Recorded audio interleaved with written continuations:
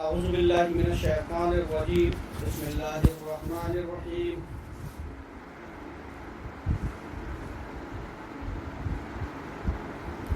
در بزم صوفیہ اے مظہر حسن لا یزالی میرات جمال ذو جل جلالی. میرات کہتے ہیں آئینے کو. حصہ دویم سیرت مقدسہ. آپ کی سیرت فکر و درویشی، آپ کے اوصاف بیان کیے جا رہے ہیں. اوصاف میں کیا تھا؟ آپ کی فکر و درویشی تھی، آپ کی زندگی کا روح بیان کیا جا رہا ہے. سب سے پہلے آتے ہیں عبادات، غریب نواز کی عبادات.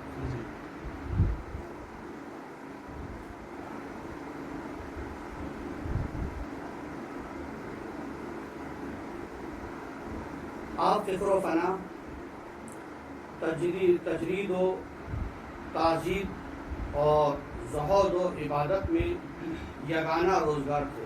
آپ کا کوئی مقابلہ نہیں تھا عبادت. سیدھی سادی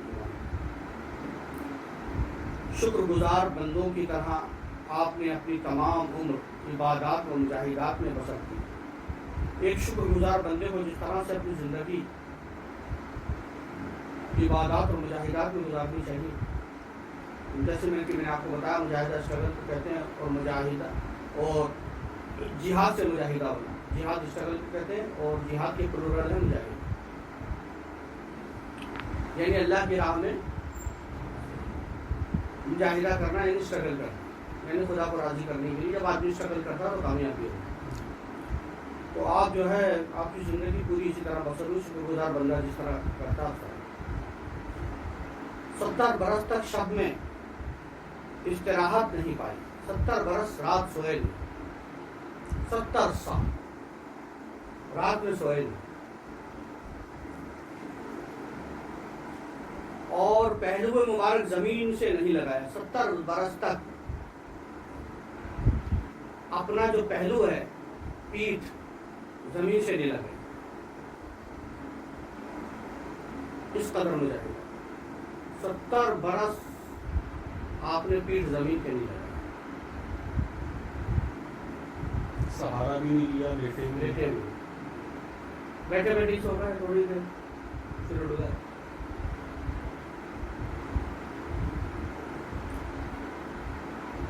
اس عرصہ میں سوائے قضائے حاجات کے برابر باوضو رہے. سوائے قضائے حاجات، رفع حاجات کے باقی ہمیشہ باوضو. آپ عموماً عشاء کے وضو سے صبح کی نماز ادا کرتے تھے. ہمیشہ کا یہ ایک معمول تھا آپ کا کہ آپ کو جو ہے عشاء کا جو وضو کرتے تھے وہ فجر کی نماز سے ادا کرتے تھے. سفر و حضر تک میں روزانہ 2 قرآن ختم کرتے تھے. چاہے سفر میں ہوں چاہے اپنے مقام پر ہو، لیکن 2 قرآن روزانہ ختم کرنا ہی آپ کا معمول ہے زندگی. آپ عبادت اور عرفان میں کامل و اکمل تھے. یعنی عرفان میں بھی، عرفان معرفت پہچان کو کہتے ہیں، معرفت سے عرفان بنا، یعنی اللہ کی پہچان، اس میں بھی کامل، یعنی مکمل پہچان تھی آپ کو. اور عبادت تو ظاہر سی بات ہے، جب اللہ کو پہچان لیا تو پھر اب دوسری بات کرتے ہیں. اب دوسرا اس کا موضوع آتا ہے غریب نواز کے اوصاف حمیدہ میں عشق خدا. اللہ سے محبت. عبادت تو پتہ چل گئی ہمیں تھوڑی سی معمولی سی. اب عشق خدا. روح مبارک پر غمگینی اور اداسی چھائی رہتی تھی. چہرہ مبارک پر ہمیشہ غمگینی اور اداسی چھائی رہتی. حضرت قطب العطاف فرماتے ہیں کہ میں 20 برس تک حاضر خدمت رہا. سرکار خواجہ قطب الدین بختیار کاکی رحمۃ اللہ علیہ فرماتے ہیں کہ میں 20 برس تک حاضر خدمت رہا. میں نے نہیں سنا کہ کبھی آپ نے اپنی صحت کی دعا مانگی، لیکن میں نے کبھی بھی نہیں سنا کہ غریب نواز نے اپنی صحت کی کبھی دعا مانگی. بلکہ اکثر آپ فرمایا کرتے تھے کہ خدا بندہ جہاں کہیں درد ہو معین الدین کو عطا فرما. آپ دعا کرتے تھے اللہ کی بارگاہ میں کہ اللہ جہاں کہیں بھی درد ہو معین الدین کو عطا فرما.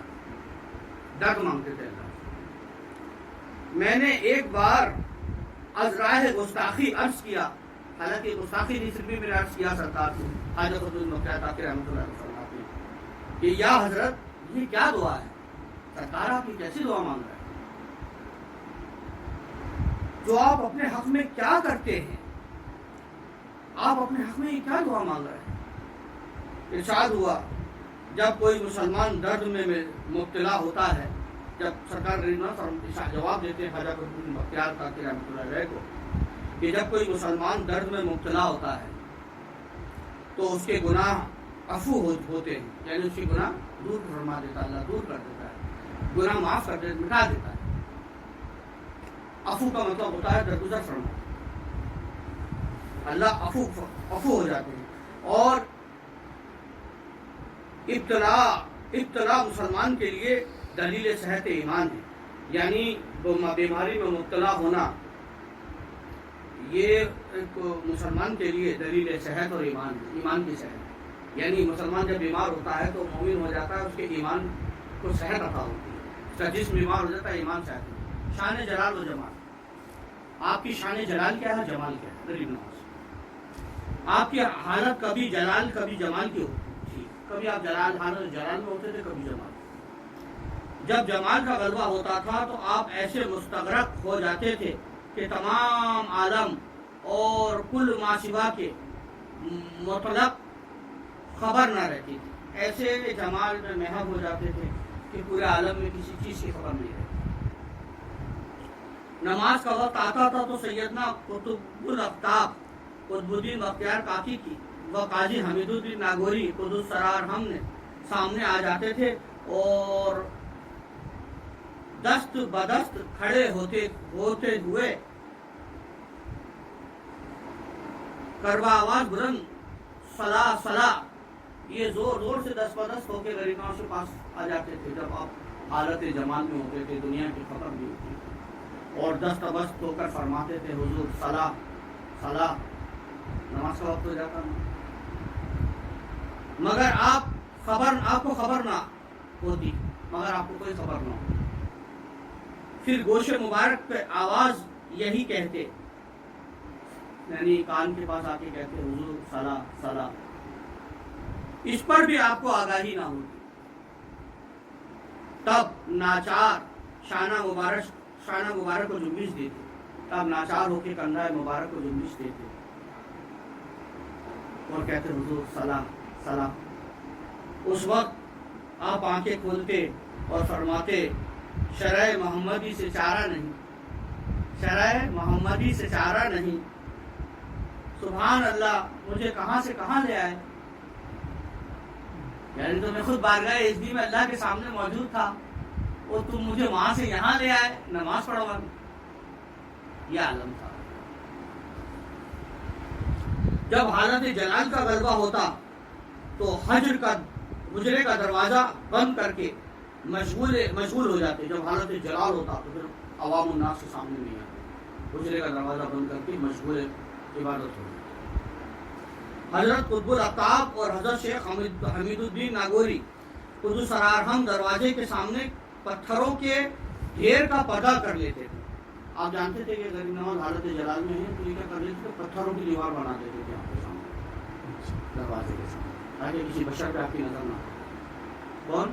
خواجہ قطب الدین بختیار اور خواجہ صوفی حمید الدین جلال کا بھی آپ کا، جی ہاں، اور اس کے عقب میں چھپ کر حاضر رہتے اور دیوار کے آس کے وقت جب آپ حجرے سے باہر تشریف لاتے اور پتھروں پر آپ کی نظر پڑتی تو وہ خاکستر ہو جاتے تھے۔ اب جیسے آپ نے نماز پڑھی اور باہر تشریف لایا، پتھروں پہ نظر پڑتی تھی تو پتھر جیسے کوئی بم پھوٹتا ہے نا، ٹائم بم، اس طرح پتھر پھٹ کے خاکستر ہو جاتے تھے، زمین میں مل جاتے تھے، چور چور ہو جاتے تھے۔ جب آپ نماز شروع کرتے تو یہ ہر دو حضرات، یعنی دونوں خواجہ قطب الدین اور قطب الافطاب اور صوفی حمید سلطان الطارق جی، یہ پیچھے پہنچ کر اقتدا کر لیتے، جیسے آپ نے نیت باندھ لی، یہ پیچھے سے بھاگ کر انہوں نے نیت باندھ لی، وہی نماز حالت جلال۔ اور جیسے ہی آپ سلام پھیرتے یہ فوراً دوسرا سلام پھیر کے بھاگتے، مطلب غریب نواز سے دوسرا سلام پھیرنے سے پہلے بھاگ جاتے۔ پھیرتے ہر دو صاحبان بھاگ کر چھپ جاتے تھے. آپ استغرق یعنی استغرق کہتے ہیں آپ کو, جسے میں کیفیت کہتے ہیں, یعنی غرق رہنا ہمیشہ اللہ کی محبت اور سلطانہ میں, اپنا ہوش ہی نہ رہے. استغرق آپ اکثر حالات استغراق میں آنکھیں بند رکھتے تھے. اللہ استغراق ہو جاتا تھا, غرق ہو جاتے تھے, یعنی غرق ہو جانا اللہ کی محبت. نماز کا وقت ہو جاتا, آنکھیں کھول لیتے, جیسی نماز کا وقت آتا, مسجد میں بیٹھے, قرآن شریف بھی نہیں پڑھنا, تسبیح بھی نہیں پڑھنا, نماز بھی نہیں پڑھنا, خاموش بیٹھے. کیوں بیٹھے؟ اللہ کے لیے بیٹھے. یہ بھی بات, یہ بہت بڑی بات. اسے اس کا فرق کیا ہے؟ غریب نماز ایسے بیٹھا کرے, جیسے اذان کا وقت ہوا آگے بڑھے. اس حالت میں جس پر آپ کی نظر مبارک پڑ جاتی ہو, جب اذان ہوتی آپ کا استغراق ختم ہوتا, اور اس حالت میں جس پر آپ کی نگاہ مبارک پڑ جاتی وہ ولی کامل ہو جاتا. جیسے آپ آنکھ بند کر کے رکھیے, اب اچانک اذان ہوئی, آنکھ کھولی, جس پر آپ کی نگاہ پڑی وہ ولی کامل ہو گیا. ولی نہیں ہوا, ولی کامل ہو جاتا.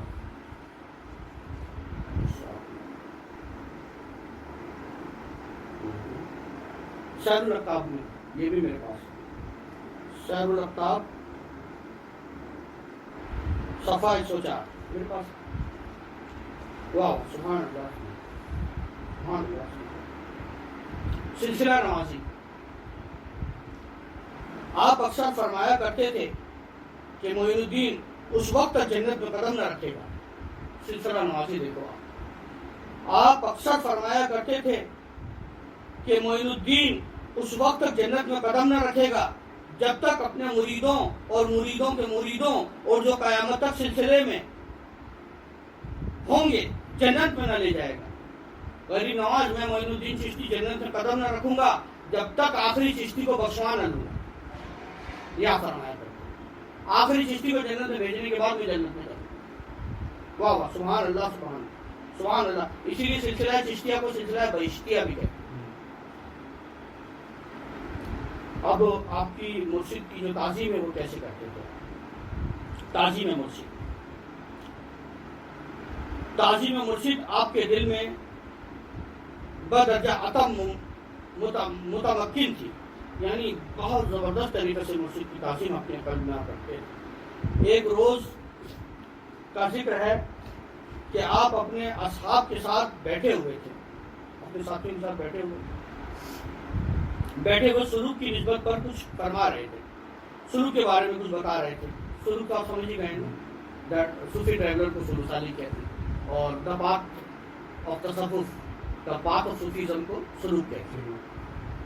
تو سلوک کی باتیں فرما رہے تھے, لیکن جب داہنی طرف نظر پڑتی تھی تو کھڑے ہو جاتے تھے ہاتھ باندھ کر. حاضرین متحیر تھے کہ بار بار اٹھ کر کس کی تعظیم کرتے ہیں. جب آپ سے دریافت کیا گیا تو آپ نے فرمایا کہ اس طرف میرے پیر مرشد کا روضہ تھا, اس طرف میرے پیر و مرشد کا روضہ تھا, میں اس طرف دیکھتا تھا نظر آ جاتا تھا, اسی لیے تعظیم کے لیے کھڑا ہو جاتا. جب بھی میں دائیں طرف مڑ کے دیکھتا تھا تو میرے پیر کا روضہ مجھے نظر آ جاتا تھا, اس لیے اس کی تعظیم میں کھڑا ہو.